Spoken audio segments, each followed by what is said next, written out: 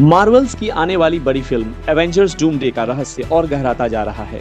Russo brothers, जो इस film के निर्देशक हैं, उन्होंने हाल ही में क्रिप्टिक यानी रहस्यमय पोस्ट सोशल मीडिया पर साझा किया है, जिसमें उन्होंने #डूम्सडे इज कमिंग टैग के साथ एक धुंधली अस्पष्ट छवि डाली है। इस पोस्ट ने मार्वल प्रशंसकों के बीच अटकलें और चर्चा तेज कर दी है। इसमें ऐसा लगता है कि तस्वीर में कुछ गणितीय समीकरण या कोड जैसे चिन्ह हैं, जिनके बारे में कहा जाता है कि यह रिचर्ड्स फैंटास्टिक फोर के मिस्टर फैंटास्टिक का चॉक बोर्ड हो सकता है, जो मल्टीवर्स के अलग अलग आयामों की गणना कर रहा हो।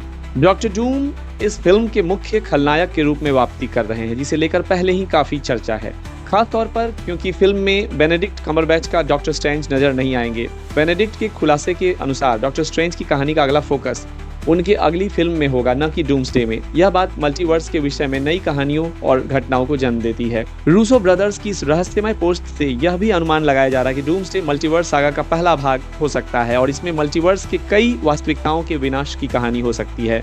फिल्म में 27 से ज्यादा सुपर हीरोज नजर आएंगे, जिसमें लोकी, थॉर, एंटमैन, फैंटास्टिक फोर और एक्समैन जैसे बड़े नाम शामिल हैं। इस पूरे प्रोजेक्ट के चलते मार्वल के मेटावर्स यानी एक विस्तृत बहुब्रह्मांड की कल्पना को लेकर नई चर्चाएं छिड़ गई हैं, जहां अलग अलग ब्रह्मांडों के कैरेक्टर्स और घटनाएं एक साथ जुड़ती हैं।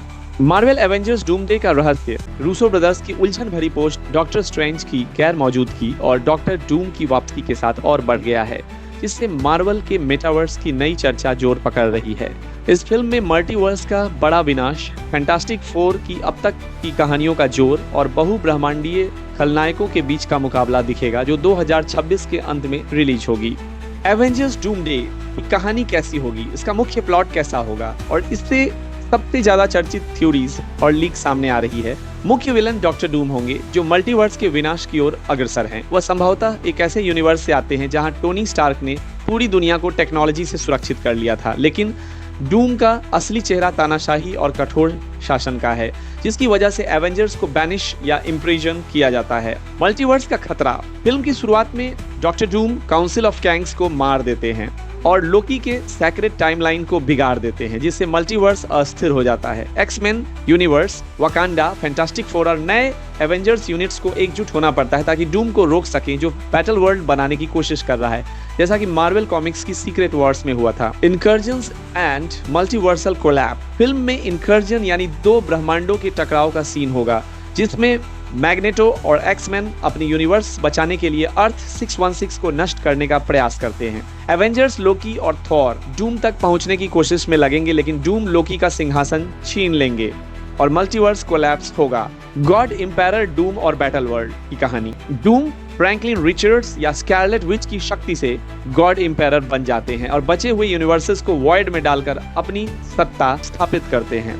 यह सीक्रेट वॉर्स के लिए ग्राउंड वर्क तैयार करता है, जहां बचे हुए Avengers, Fantastic Four, X Men, Wakanda आदि डूम के खिलाफ भिड़ते हैं। टोनी स्टार्क और डॉक्टर डूम का संबंध क्या है? कुछ फैन थ्योरीज मानती है कि टोनी स्टार्क की मृत्यु डॉक्टर डूम की बुराई को जन्म देती। डूम आयरन मैन के सैक्रिफाइस को देखकर खुद को उसी से जोड़ता है और एवेंजर्स को इसका जिम्मेदार मानता है। यह फिल्म नैतिकता और पूरे मल्टीवर्स के अस्तित्व पर सवाल उठाएगी। क्या बचाने लायक सिर्फ एक यूनिवर्स है या सबकी आधिकारिकता भी है? फिल्म में एवेंजर्स वर्सेस डूम एक अटल दार्शनिक युद्ध के रूप में दिखाई देगा। इस फिल्म में डॉक्टर डूम मल्टीवर्स के बहुत सारे पात्रों के साथ टकराव करता है, गॉड एम्पायर बनने की राह पे है और सीक्रेट वॉर्स की नींव तैयार करता है।